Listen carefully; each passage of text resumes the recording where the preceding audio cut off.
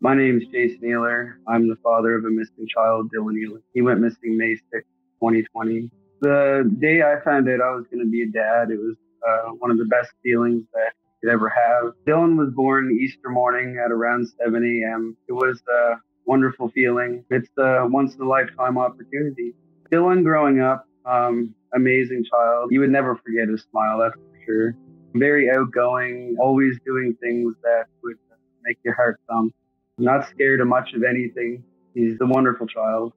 Dylan was 3 years old when he went missing. He was with his mom. Ashley had dropped him off at the grandmother's, Dorothy, at around 10:30 that morning. I do believe that she gave him a kiss and told the grandmother, if you bring the puppy outside, to put Dylan's harness on. They made a joke about it. Dylan and the pup would have a harness. So it was pretty normal for the grandmother to take Dylan every now and again. Ashley dropped Dylan off at around 10:30. Dorothy was gonna go outside with Dylan and the puppy. It was around 1 o'clock. They went outside. She had Dylan in one hand and the puppy on a leash in the other hand. They walked down to the bottom of the stairs. There was a lead out there for the dog, so apparently Dylan was a foot to 2 feet away from the grandmother. She turned around to tie the dog, and then she turned back and Dylan had vanished. And there's been no evidence ever since. The way I discovered my son going missing, me and my mom just decided to go pick him up. Around 3 o'clock, I showed up at Dorothy's, and the cops were already there. There was one police officer, female. I get out of the car, I walked into it, I said, "What's going on?" The cop said, "Your son went missing," and I hit the ground.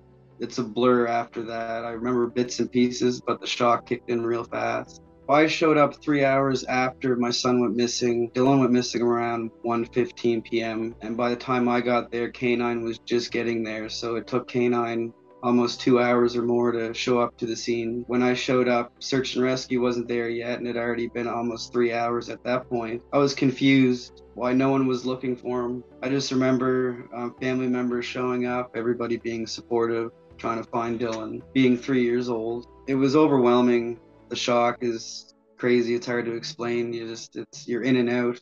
I remember after the community supporting and search and rescue, the next day we had a visit with Chief, and he had a picture of boots. Ashley had identified them as being Dylan's boots. One boot was found that night at 7:30, May 6, 2020, in the evening, and the second one around 8 or 9. And it took probably 7.5 hours for them to find his boots. That's when things got serious and emotions went high, and you're just scared. I remember that night, I stayed up all night. I searched for a little bit until I was made to go home. I stared out the window right till morning. The not knowing is crazy. The worst feeling you could possibly have. It's like you lose your child in a mall for just a split second. You imagine that for hours and hours and hours, and now 2.5 years. And that feeling doesn't change. You're always wondering. It's tough all the way around.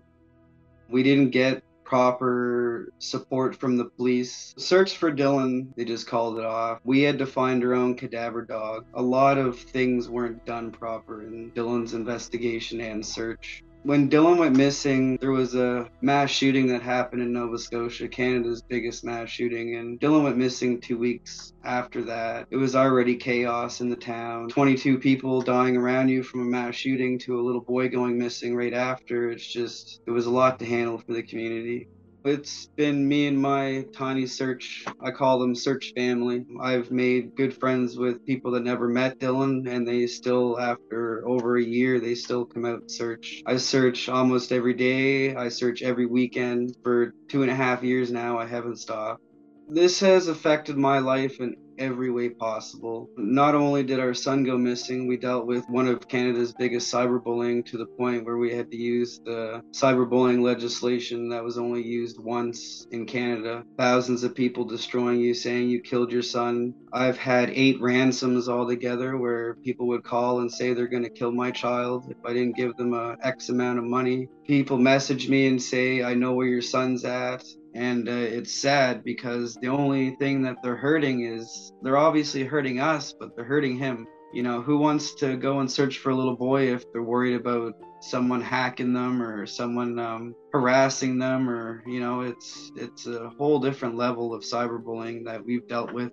It's changed my life in every way. For me to go get a job with all the rumors, there's a group of people that still follow today, and if they find out where I'm working or if they stalk you and they destroy you in any way possible, and that still happens today. You know, I've had a 6-month conversation with somebody I thought I knew, and it wasn't them, and they were hacked. At the same time, I don't even know what's real and what's not. I talked to a friend one day, and they needed help. I drove from Moncton to Truro, which is 2 hours away, for the cops to be standing there waiting for me because somebody had called in this fake nonsense, and it just goes on and on. It's disgusting. Right now, there's a lot going on. We're making a documentary movie for Dylan. We're kind of on our own for finding him. Resources don't get back to us. I haven't spoke to my lead investigator in over a year because they refused to because of the hearing coming up, which took 2 years. So I haven't talked to anybody in 2 years. It's confusing and angering and overwhelming.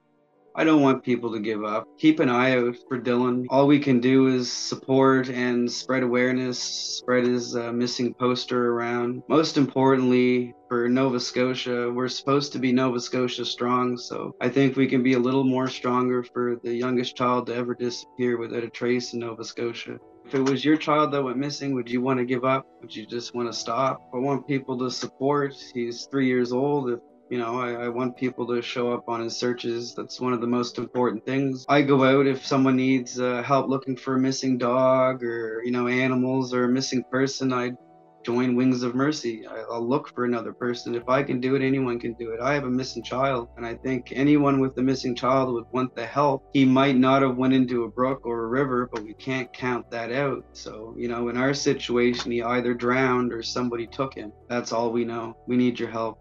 Dylan would be 5 years old now. He would be turning 6 April 16th. He also has a right eye that is half blue, half hazel. If you're watching this, and if you don't have anything to do, and you live in Nova Scotia, if you can spare some time to look for a 3-year-old child, we'd awfully be grateful. Just follow me on Facebook. That's where I share most of my search events, and it's the best way to get in contact with me. We need a community to bring a child home. If anyone's interested in helping or want to learn about Dylan's disappearance, you can go onto my YouTube channel, D.E.D, with a blue heart and a green heart. You can learn about his investigation and stuff like that, and what we've done, how much we've fought. But most of all, jump on and share his poster on Facebook. If you're out there and you see children, please take a second look. I just wanted to say thank you, everyone, for letting me tell my story. Let's bring Dylan home.